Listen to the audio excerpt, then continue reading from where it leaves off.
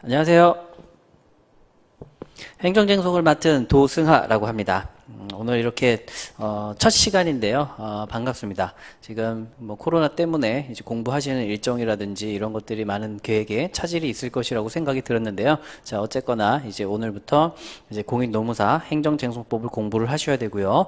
이제 1년 이내에 짧게 공부하셔가지고 합격을 하시는 걸 목표로 최선을 다해서 이제 열심히 공부를 하셔야 됩니다. 공부를 하시는데 저는 최선을 다해서 빨리 합격을 하실 수 있게 도움을 드릴 테고요.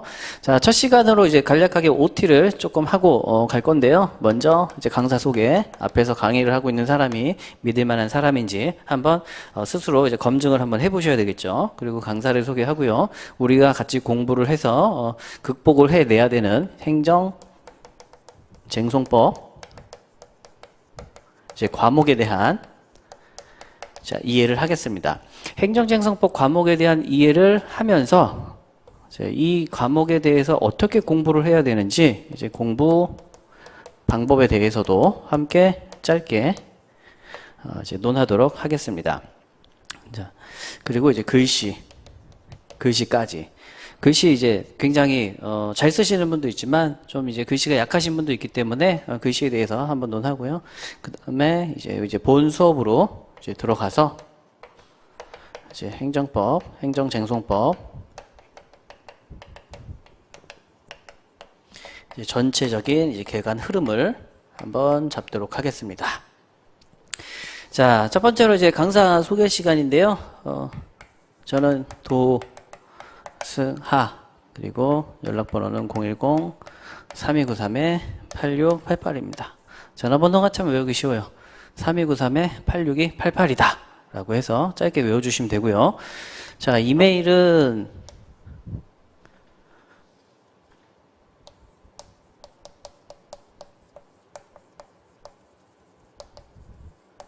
이제 다음 메일을 쓰고 있고요. 그리고 이제 여기에 추가적으로 최근에 이제 제가 지난주에 이제 유튜브 채널을 하나 개설을 했습니다.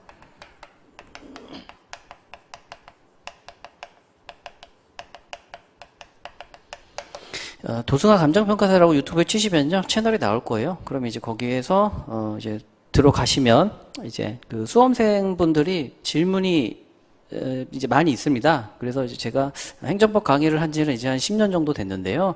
10년 동안 이렇게 쭉 경험을 해보면 거의 똑같은 질문들을 많이 하세요. 그러니까 그만큼 좀 이해가 어렵거나 교재 설명이나 이제 강사들의 설명이 조금 애매한 부분들이 있을 수 있는데 그런 부분에 대해서는 이제 매년 똑같은 질문, 여러 사람들이 똑같은 질문을 많이 하더라고요. 그래서 이거를 똑같은 답을 뭐 여러 번 몇십 번, 몇백 번을 하니까 저도 힘들고 이제 물어보는 사람도 조금 더 정확하게 좀 깊이 있게 알고 싶은데 좀 의사 전달이 조금 부족한 경우도 있을 수 있고 자, 그래서 아예 올해부터는 유튜브 채널을 하나 만들어서 질문 빈도수가 높은 어떤 쟁점에 대해서 가볍게 좀 이렇게 편하게 쉬는 시간이라든지 이동 시간에 좀 편하게 들으실 수 있게 짤막짤막하게 짧게는 한 5분에서 많게는 한 30분 정도 되는 분량으로 짧게 찍어서 올리면 여러분들이 이제 강의가 끝난 이후에라도 언제든지 다시 한번 복습을 하시면서 확인을 할 수 있기 때문에 문제를 풀면서 좀 적극적으로 활용하시는 데 도움이 될 것 같습니다. 네, 이제 지난주에 만들어 가지고요. 아직 이제 한 4개 정도 영상을 올렸고요. 추후 이제 질문이 들어오는 것들 다 정리를 해서 뭐 이제 한 달에 한 번이나 분기에 한 번이나 이렇게 쭉 정리를 해서 이제 계속해서 시간 될 때마다 이제 올리려고 합니다. 그리고 이제 쟁점적인 내용들은 물론이고요. 이제 공부 방법론이라든지 글씨라든지 이제 그런 것도 좀 실시간으로 좀 촬영을 해서 좀 수험생분들한테 굉장히 좀 어떻게 보면 현장감 있게 그렇게 좀 많은 정보를 드리고자 하나 개설을 했으니까는요. 하나 좀 유튜브 해서 이걸 꼭 누르셔야 돼요. 구독과 알림. 그래야 설정에 대해서 들어가더라고요. 제가 이제 다른 그 직렬에서 만들어서 그 카페에다가 올렸더니 그 카페에다 올린 것은 클릭을 하면 한 화면만 들어가더라고요. 그래서 다른 것들이 많이 있는데 그걸 보질 못하고 하나만 보는 거예요, 사람들이. 그래서 나중에 봤더니 구독을 누르고 알림을 눌러야 그래야 이제 이렇게 올릴 때마다 좋은 정보들이 갑니다. 자, 그리고 저는 이제 행정법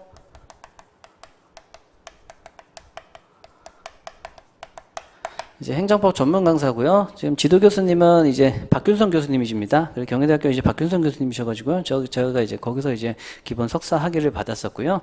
이제 그때부터 이제 2010년, 그러니까 10년 좀 더 됐죠. 지금은 올해가 2020, 10년, 11년? 아무튼 뭐 한 10년 정도 전부터 이제 교수님하고 이제 연이 닿아서 이제 교수님하고 좀 논의도 하고 행정법에 대해서 논의도 하고 이제 강의를 또 이렇게 하면서 교수님 교재로 쭉 베이스로 강의를 하고 있습니다.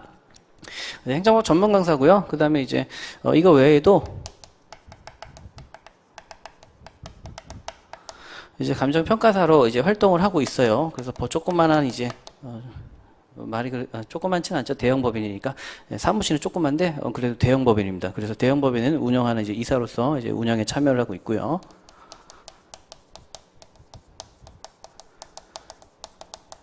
예조님 디자인하우스라고 이제 인테리어 하는 회사인데요.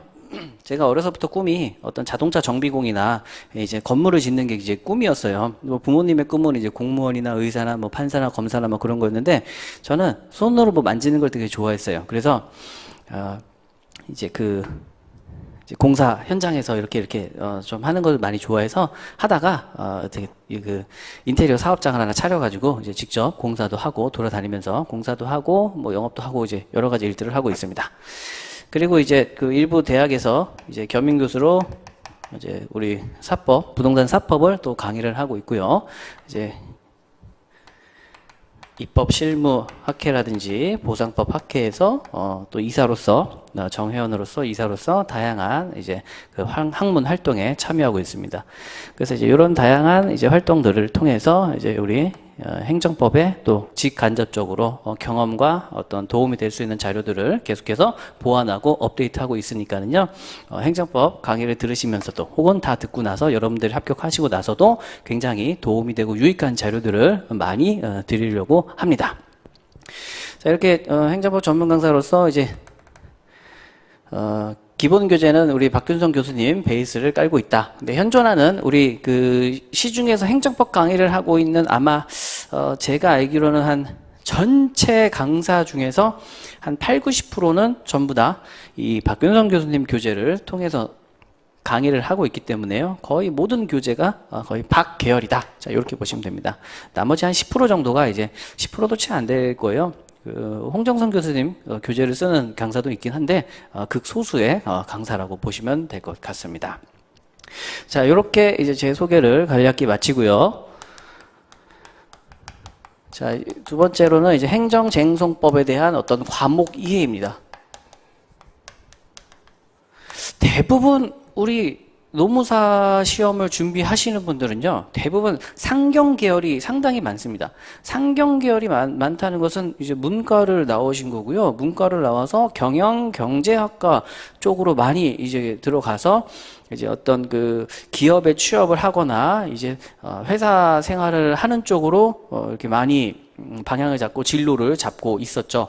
이제 그렇게 해서 이제 일을 하다 보니까 이제 노사와 관련된 내용들이 이제 많이 알면 알수록 좋고 또 필요하기도 하고 이제 그렇게 해서 또 이쪽으로 공부를 또 많이 하시게 되는 걸로 이제 제가 알고 있는데 대체로 이제 상경 계열이다 보니까 이 법하고는요 친하지가 않아요. 두 개는.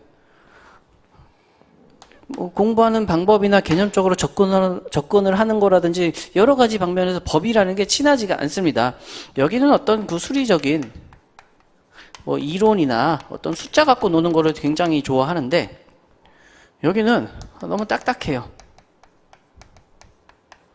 굉장히 딱딱하고 고리타분하고 보수적이고 지루하고 막 그렇습니다. 그래서 우리가 이 법에 대한 어떤 기본적인 이제 기초 지식이나 어떤 삶의 경험이 없어요. 그러니까 좀 생소한 거죠.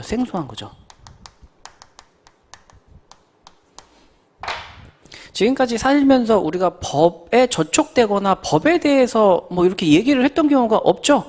그러다 보니까는 이 행정쟁송법이라는 게 더 어려운 거예요. 자, 근데 또 얘가 더 어려운 이유는요. 행정이라는 표현은 말 그대로 우리가 일반적으로 하는 게 아니라 어떤 국가 기관이 좀 대외적으로 모든 국민이 다 같이 잘 살자라는 목적으로 하는 행동이라고 우리가 관념적으로 인식을 하고 있죠. 그러니까 기본적으로 행정이라는 영역에 우리가 지금까지 참여를 안 했어요.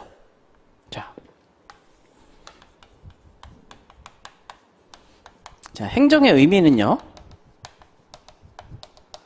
입법하고 사법하고 구별돼서 삼권 분립의 개념으로서 행정이라고 이해를 하시면 됩니다. 삼권 분립의 어떤 측면에서.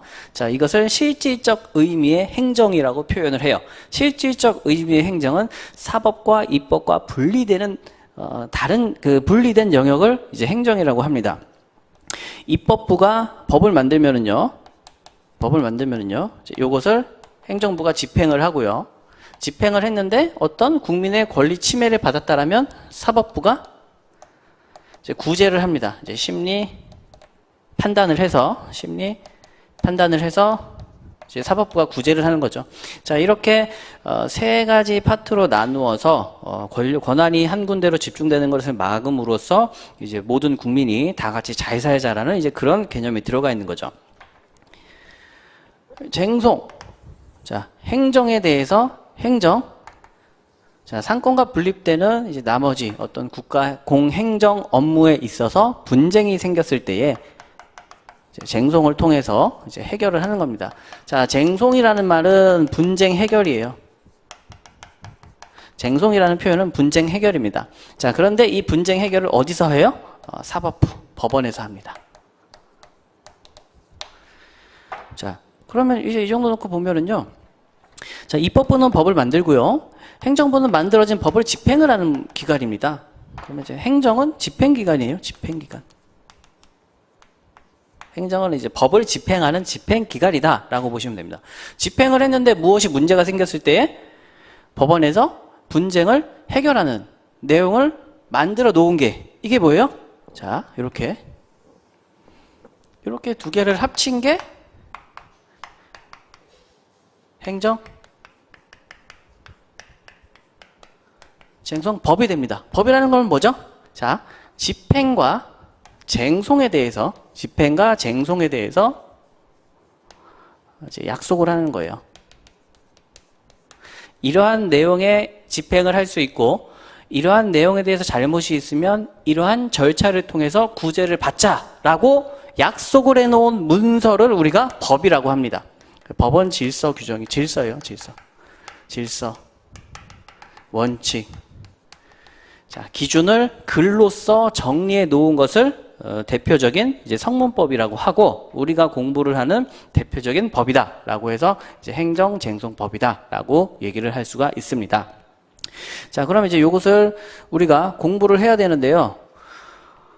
행정, 집행 내용에 대해서 쟁송, 어떻게 싸워야 되는지, 분쟁 해결이니까 어떻게 싸워야 되는지 그러한 과정들을 법에서 규정을 해놓고 있는데 다행스러운 건 이 딱딱하고 좀 아무리 봐도 보기 싫은 이 행정쟁송법이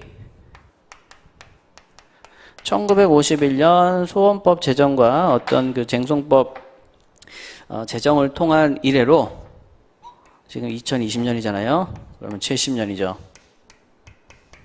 70년 동안 한 98% 정도가 정리가 끝났습니다. 98%의 어떤 법리적인 쟁점 정리가 다 끝나버렸어요. 그래서 우리는 이 끝난 정리를요, 암기, 정리해서 이해를 조금 하고요. 그 다음에 암기를 하시면 됩니다. 근데 제가 봤을 때는 이해가 50%고요. 암기도 한 50% 정도 되는 것 같습니다.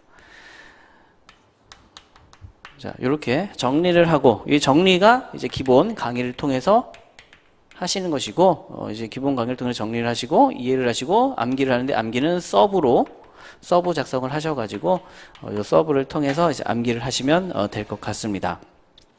자, 행정법은요, 행정 집행과 어떤 집행을 통해서 국민이 권리 침해가 발생했다면 그러한 권리 침해를 어떠한 절차를 통해서 구제를 받을 것인가, 이제 이러한 내용으로 사회적으로 약속을 해놓은 게 행정쟁송법이 되는 거고요. 이 행정쟁송법 절차 하나하나에 어떠한 쟁점들이 있었는지는 이미 약 70년 과거 전부터 다 정리가 됐습니다. 그러니까 우리는 이 법 과목이라는 것이 생소하니까 한 20개 정도의 개념과 행정쟁송법의 전체 흐름에 대한 개관을 한 30분에서 1시간 정도만 다 공부를 해가지고 이해를 하면 그 다음부터는 그 전체 흐름 안에서 하나하나의 개별 쟁점에서 과거의 판례와 교수님들이 어떠한 쟁점을 어떻게 해결했는지 그것만 살펴보면서 짧게 정리를 하시면 간단히 끝나게 돼요.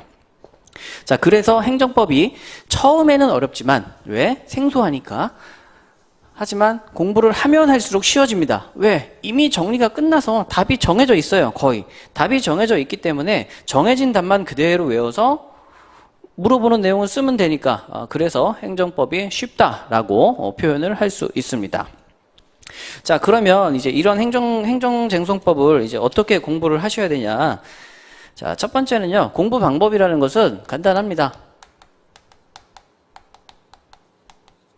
처음에는 이제 이론 정리와 이제 이해를 하죠. 자, 이제 어떤 특정 주제에 대해서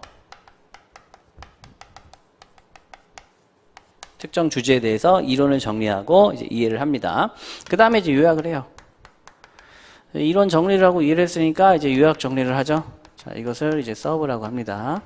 그러면 이제 기본적인 내용을 정리를 해서 요약을 했습니다.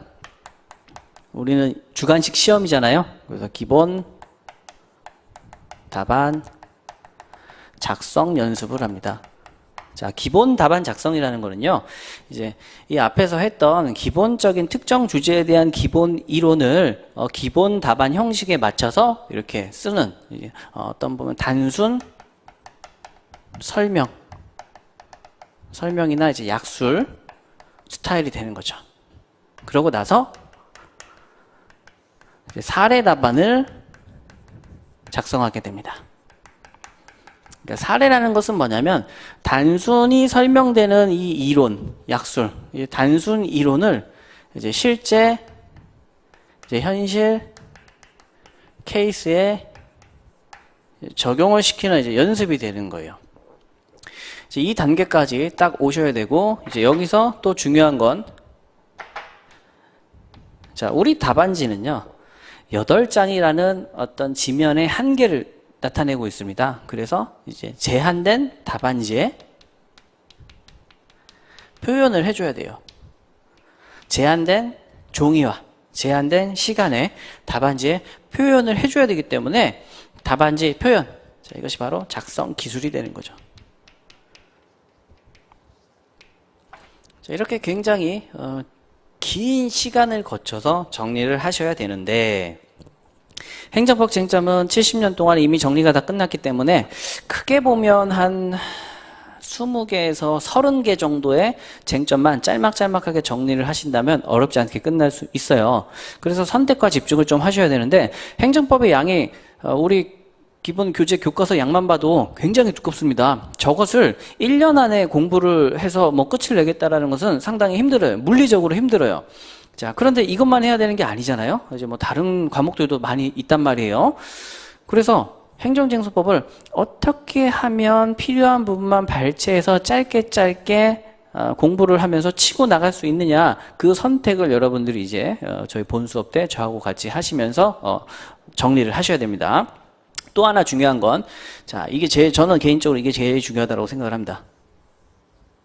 요약 정리를 해야 돼요.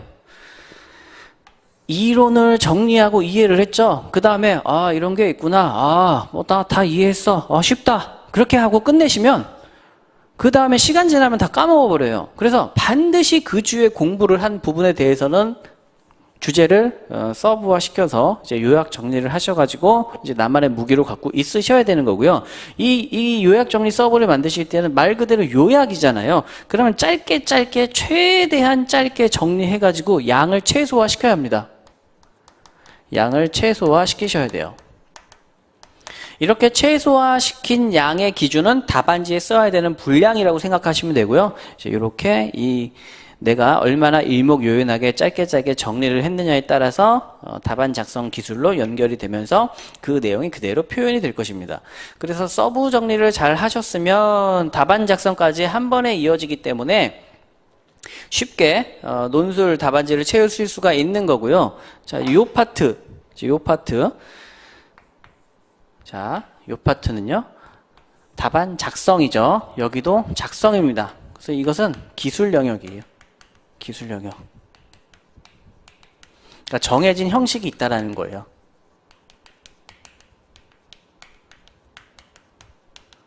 정해진 형식이 있기 때문에 형식만 한번 외워주면 그 툴 안에서 내가 정리한 요약서 내용을 그대로 표현만 해주면 돼요. 똑같은 기술 방법으로.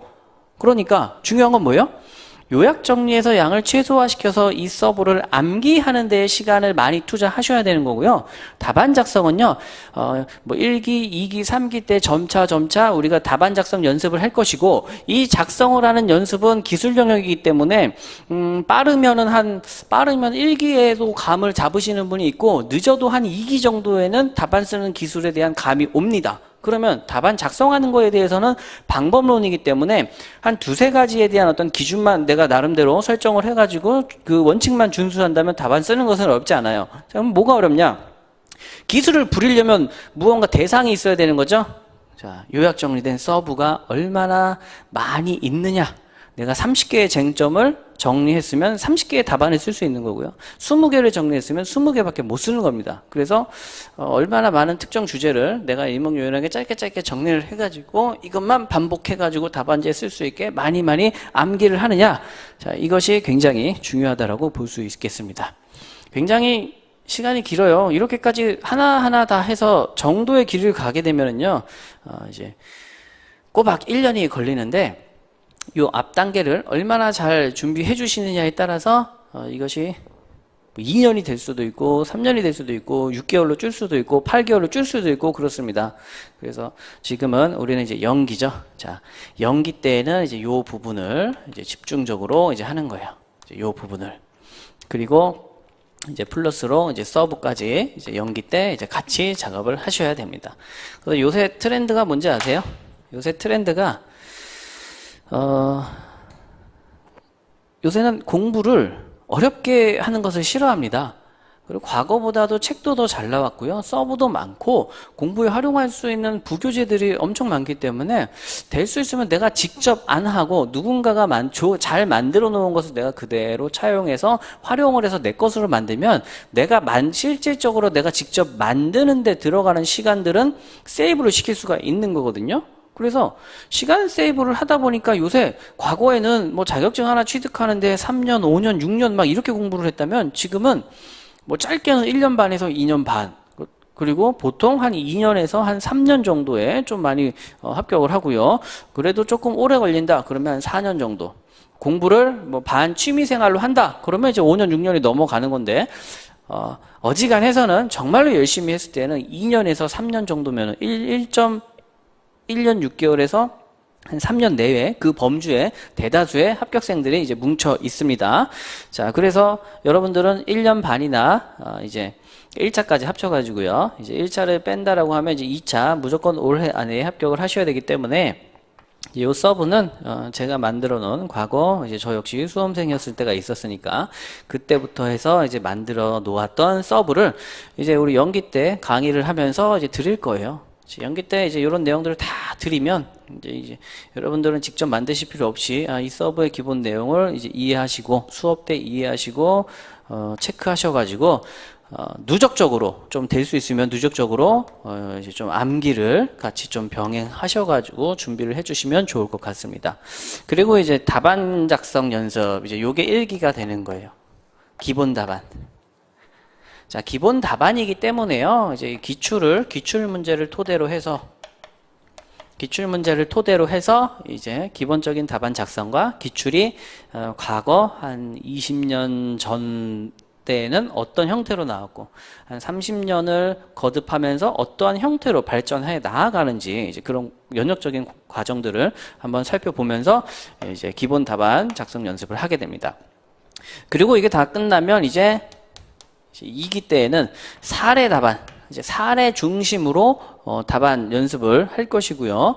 이때에는 주로 이제 답안에 어떻게 기술적으로 표현을 더 꼼꼼하게 잘할 수 있는지, 그러니까 2기 때부터는 이제 답안 작성 요령과 본격적인 답안 작성 훈련을 체계적으로 하는 하드 트레이닝 기간이다. 이제 이렇게 보시면 되고요. 이제 3기 때에는 이제 종합이죠. 종합 응용, 종합 연습이죠. 자, 이때에는 이제 시간 내에 들어가는 방법까지 더 가미를 시켜가지고 시간 내에 좋은 답안을 빨리빨리 쓰실 수 있게끔 그렇게 유지를 시키는 이제 그런 연습을 하시면서 이제 플러스 브레타 문제를 조금씩 하나하나 대비를 해주는 이제 그런 내용이다라고 보시면 될 것 같습니다. 자, 지금 저희는 연기입니다. 제일 중요한 게 뭐예요? 특정 주제가 몇 개가 있는지를 그 이론의 내용을 잘 정리해서 이제 이해를 해서 이제 제가 만들어 드리는 서버를 통해서 누적적으로 암기를 하셔야 돼요. 그러면 제가 왜 이때부터 암기를 해야 되냐고 말씀을 드리냐? 자, 암기라는 것은요, 좀 머릿속에서 숙성이 돼야 되는 시간이 필요한 요소예요. 그러니까 내가 오늘 외워서 내일 시험 봅니다. 오늘 외울 수 있는 양이 물리적으로 한계가 있다는 거예요. 자, 시험 보는 날이 이제 이날 시험 본다라고 하면은요, 그 전날 그 많은 양을 다 못 외우죠? 많은 양 다 못 외우죠? 자, 그래서 이때부터 외우면 이때 가면 더 잘 씁니다. 이때부터 외운 사람보다 더 많은 시간 암기를 했기 때문에 학습 효과와 반복 효과라는 게 있잖아요. 영어 단어를 하나 외워도 그 하나가 완전히 내 몸에 채워야 되는 데까지는 뭐 몇 번을 해야 된다 그랬죠? 뭐 한 단어를 가지고 뭐 몇십 시간을 반복해야 겨우 그게 내 거에 든다라고 했는데, 우리 행정법이론은요, 가뜩이나 딱딱하고 익숙하지 않은 용어들인데도 그런 것들을 많은 양을 외워야 되기 때문에 처음부터 정리가 된, 이미 70년 동안 정리가 된 특정 주제를 대상으로 해서 짧게 누적적으로 암기를 계속해서 해가시면 이게 특이한 게, 이때 암기를 많이 하잖아요. 암기를 하면 할수록 어떻게 돼요? 시간이 지날수록 머릿속에서 더 단단해지기 때문에 리뷰, 복귀하는데 더 짧은 시간이 걸립니다. 이때 1시간 공부했던 게요, 이 시점 가면은요, 한 5분, 10분이면 그 쟁점이 다 끝나버리는 거예요. 그러면 5분, 10분 안에 하나의 어려운 쟁점이 끝났으니까, 답안지로 쓰는 거는 일도 아니죠. 뭐 한 5분 안에 내 모든 쟁점을 다 복귀할 수 있으니까, 머릿속에서 복귀할 수 있다는 건 손으로 표출할 수 있다는 겁니다. 그래서 손으로 이제 표현을 할 수 있기 때문에 저는 항상 이 연기 때 이 서브와 암기를 병행해서 이제 공부하실 것을 상당히 이제 권해드리고요. 정해진 내용대로 짧게 우리가 같이 공부를 할 것이기 때문에 어렵지 않게 아마 잘 준비를 하실 수 있을 것 같습니다. 자, 그리고 이제 마지막으로 이제 글씨. 자, 글씨는 중요할까요? 글씨는 중요합니다. 저희 회사에도 이제 직렬이 이제 다르긴 하지만 이제 평가사 시험 이제 출제위원분이 계세요. 그리고 출제위원분한테도 이렇게 물어보고 채점할 때 뭐 들어가서 이렇게 하는 것도 이제 물어보고 하면은 뭐 글씨에 대해서 글씨를 못 쓴다고 해서 감점은 없다라고 얘기를 하지만 그래도 이왕이면 좀 알아볼 수 있게 써줬으면 좋겠다. 최소한 우리가 한글을 썼는데 독해를 해야 하는 일은 발생하면 안 되잖아요. 그래서 최소한 알아만 볼 수 있다면 그렇죠. 다 감점 없이 점수를 주는데 툭 까놓고 아유 눈이 너무 아프고 힘들다. 그리고 채점하시는 교수님들이 다 연세가 좀 많으세요. 그러면 이제 눈도 침침한데 막 해석을 하라 그러면 이제 더 힘들죠. 자, 그러면 이제 어떤 글씨가 이제 해석하기가 힘드냐? 자, 이어지는 글씨. 그리고 작은 글씨. 요렇게가 되게 힘들어요. 요렇게가. 자, 이어지는 글씨다. 자, 볼게요. 자, 이렇게 이어집니다. 그러니까 글자와 글자가 이어지는 거예요. 이 알아보기 힘들어요. 왜? 원칙적으로 이렇게 끊어져야 되잖아요. 그래야지 한 글자를 알아보지. 이런 식으로 딱 이어져가지고 우리가 그냥 이건 권리의 도모한다 이렇게 썼는데 알아보기 힘들죠? 왜? 다 이렇게 이어지면서 글씨가 휘갈려지면서 막 알아볼 수 없을 정도로 막 뭉개지는 거예요. 그래서 이런 경우에는 이렇게 쓰면 안 됩니다. 그러니까 어떻게 써요? 최소한 글자와 글자 사이는 끊어주세요. 권리의 이런 식으로 이거하고 이거하고 차이가 나죠 확실히. 그래서 글자와 글자는 띄어쓰기를 해준다. 띄어라. 이것을 하나 잡을 수가 있고요. 자, 그리고 작은 글씨. 이거는 이제 글자 크기 자체가 작은 것도 있지만 모음이나 자음이나 특정된 모음이나 특정된 자음이 작은 경우도 있어요. 대표적으로 좀 많이 하는 문제가 어떤 게 있냐면 이응을 막 거의 점으로 찍으시는 분들이 있어요. 이응을 쓰실 때. 그럼 이거 왜 이렇게 찍냐? 답안지를 쓸 때 이응을 크게 그리면 손에 힘도 많이 들어가고 시간도 오래 걸리니까 이응을 조금 빨리 써야 되겠다. 이렇게 쓰시는 분이 있는데 이거 못 알아봐요. 이게 뭐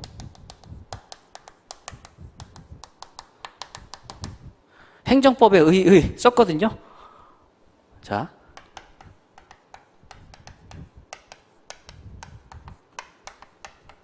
어떻습니까? 두 개의 차이가 확연하죠? 확연하죠?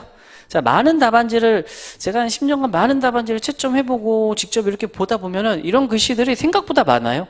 이런 글씨가 생각보다 많습니다. 붙여 쓰는 사람, 작은 사람. 그럼 어떻게 해요? 이런 분들은 글자만 띄워주시면 되고요. 이런 분들은요. 자, 이렇게 이응만 크게 쓰셔도 돼요. 이응만. 자, 이응하고요. 이응하고요. 자, 디귿, 기역, 그 다음에 리을. 자, 요렇게 4개만 크게 쓰세요. 요렇게 4개만. 근데 우리가 글을 쓰다 보면 가장 많이 쓰이는 부분이 요 이응이 좀 많이 쓰이더라고요. 이응하고 기역하고. 그래서 요렇게 2개만 크게 쓰셔도 글씨체가 확 달라집니다. 확 달라져요. 자, 그리고 시간이 없어서 글씨를 빨리 써야 된다, 잘 못 쓰겠다? 그건 다 핑계예요. 자, 지금 여러분들이 2차 시험으로 보시는 답안지가 8장이잖아요. 걔가 처음에 만들어졌을 때 어떻게 만들어졌냐면 자, 처음에는 그 8장, 16페이지잖아요. 16페이지가 아니라 11장짜리로 만들어졌어요. 11장짜리로 어떻게 됐었냐면 그 답안지가 인력공단에서 처음 만들었을 때 위에다가 편철을 했어요. 11장을. 그래서 이렇게 22쪽을 위로 넘기면서 씁니다. 그러니까 굉장히 힘들었어요. 근데 이랬던 것이 이제 옆에 편철이 되면서 양이 10장으로 줄었어요. 이때 11장이었거든요. 근데 이제 이렇게 되면서 10장으로 줄었습니다. 10장으로 줄었고 이제 이게 또 8장으로 줄었어요. 자, 과거에 10장으로 시험 보면서 11장 10장으로 시험 보면서도 똑같은 시간 100분이었어요. 똑같은 시간 똑같이 시험 보면서도 이 답안지를 다 채웠습니다. 근데 지금 이제 8장으로 줄었어요. 그러니까 충분히 천천히 생각하고 천천히 써도 8장 채우는 데에는 전혀 문제가 되지 않습니다. 그리고 답안지 한 페이지 쓰는데 걸리는 시간은요 3분 30초 3분 30초에서 한 4분 정도가 가장 적정한 시간이라고 보고요. 글씨가 빠른 사람은 한 3분 정도면 한 페이지를 쓸 수가 있습니다. 자, 한 줄에 들어가는 글자의 수는요 적게는 18자에서 많게는 26자까지 들어갈 수 있는데 보통 22자에서 24자 혹은 21자에서 24자 정도 들어가는 것이 답안지가 가장 비어 보이지도 않고 어느 정도 차 보이면서 알맹이가 좀 있어 보이면서 가장 무난한 답안이 될 것이다. 26자가 넘어가게 되면 글씨가 작아질 수밖에 없고요. 글씨가 작아지면 알아보기가 힘들어질 수밖에 없고 그렇게 많은 내용을 쓰는데 시간도 오래 걸리기 때문에 답안지가 좀 산으로 가는 그런 결과가 생길 수도 있습니다. 그래서 한 줄에 써야 되는 답안지 글자의 숫자는 21자에서 한 24자 정도가 가장 적정하고 내가 정 모르는 문제는 한 18자에서 한 20자 정도까지만 써도 무방하다. 그렇게 이해를 하시면 될 것 같습니다. 자, 이제 뭐 답안 작성이나 글씨나 뭐 이제 이런 부분들에 대해서는요 또 더 많은 시간을 할애해서 수업을 나가기가 좀 어려울 수 있으니까는 이제 그런 부분들은 제가 또 시간 될 때마다 유튜브를 통해서 또 소개를 해드릴 테니까 꼭 저 구독 설정 하셔가지고 구독하고 알림 설정 하셔서 이제 올라올 때마다 쉬는 시간에 하나씩 보시면 좋을 것 같습니다. 자, 여기서 이제 OT는 마치고요 좀 쉬었다가 본 수업으로 들어가도록 하겠습니다.